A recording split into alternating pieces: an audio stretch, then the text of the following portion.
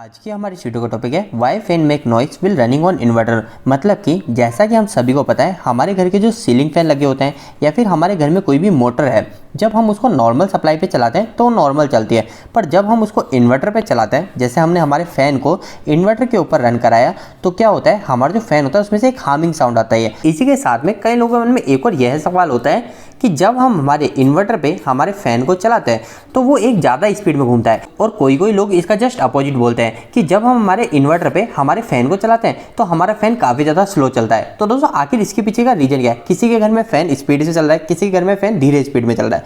तो दोस्तों इसके पीछे का सिर्फ एक ही रीज़न है। जैसा कि हम सभी को पता है हमारी कोई भी मोटर हो, चाहे हमारा फ़ैन हो, उसकी स्पीड जो होती है वो डिपेंड करती है पूरी की पूरी वोल्टेज पे।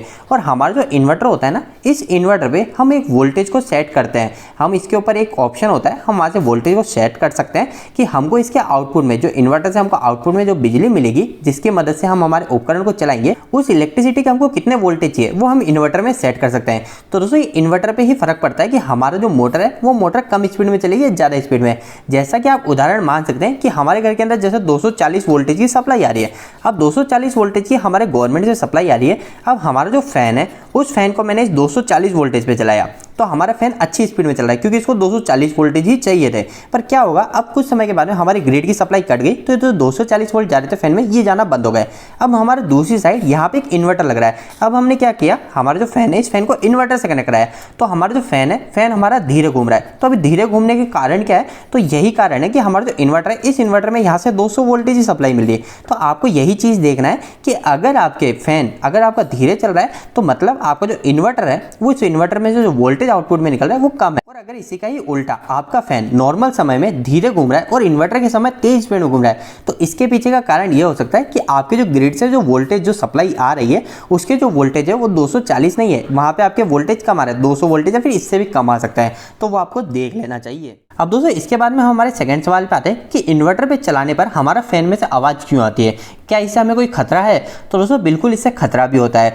क्या खतरा होता है, तो मैं आपको एक चीज़ क्लियर बता दूं कि आप कोई सा भी उपकरण हो, चाहे आपका फ़ैन हो या फिर आपके घर का कोई पंप की मोटर हो, ये जो भी मोटर या फिर फ़ैन होते हैं ना, इनकी वारंटी आती है। हम सभी लेने जाते हैं तो इसकी किसी की 12 महीने की वारंटी है, किसी के 2 साल की वारंटी है।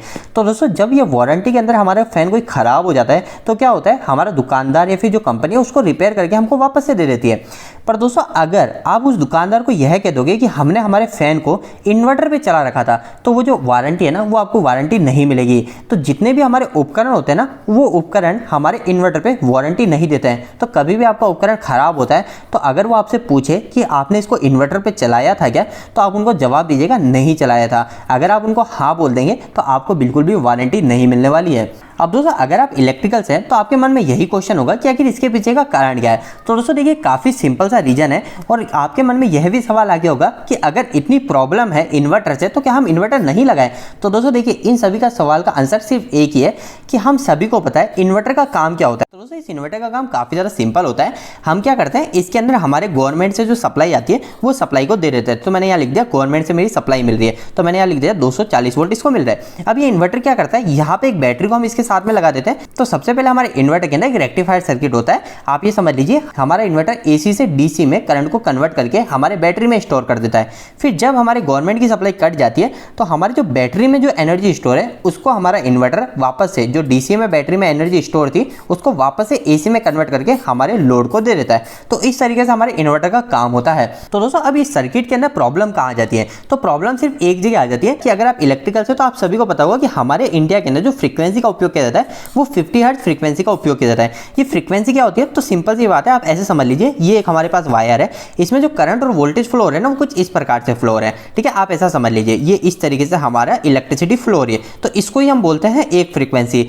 अब ये 50 है तो मतलब ऐसा 50 बार हमारे एक सेकंड के अंदर होता है। तो अभी हम इन सबको नहीं समझेंगे, अभी मैं आपको जो समझा रहा हूँ वो देखिए। और दोस्तों ये जो मैंने आपको अभी फ्रीक्वेंसी बना के दिखाई, इसको बोलते हैं हम साइन वेव फ्रीक्वेंसी। तो आपको इस बात का ध्यान रखना है कि हमारा जो एसी करंट होता है उसकी जो फ्रीक्वेंसी होती है वो साइन वेव फ्रीक्वेंसी होती है। अब दोस्तों यहीं पे हमारी एक प्रॉब्लम आ जाती है। तो अब हमारा जो इन्वर्टर है उस इन्वर्टर का काम क्या है, सबसे पहले वो AC से DC में कन्वर्ट कराए, तो वो आसानी से DC में कन्वर्ट कर देगा। तो DC में कन्वर्ट किस तरीके से होता है, वो जो हमारी साइन वेव फ्रीक्वेंसी होती है ना, उसको वो सिंपल सी ऐसी फ्रीक्वेंसी में बदलता है। तो हमारा जो करंट है वो करंट वोल्टेज इस तरीके से फ्लो हो रहे होता है, ठीक है। अब वो वापस से क्या करता है इन्वर्टर, जब हमारे पावर सप्लाई कट हो जाती है तो ये जो DC होता है, जो DC में हमारे ये फ्रीक्वेंसी, इसको वापस से इस तरीके की बनाने की कोशिश करता है। ये जो साइन वेव फ्रीक्वेंसी होती है इस तरीके की बनाने की कोशिश करता है, पर ये जो साइन वेव फ्रीक्वेंसी होती है दोस्तों, ये बनाना आसान नहीं होता है। तो इसी समय हमारा जो इन्वर्टर है वो इन्वर्टर कुछ प्रॉब्लम कर देता है। तो ये जो इन्वर्टर होता है, ये इन्वर्टर को इसी कारण से 3 भागों में बांटा गया है। जो हमारे सबसे पहले जो इन्वर्टर आते थे वो आते थे हमारे स्क्वायर वेव इन्वर्टर।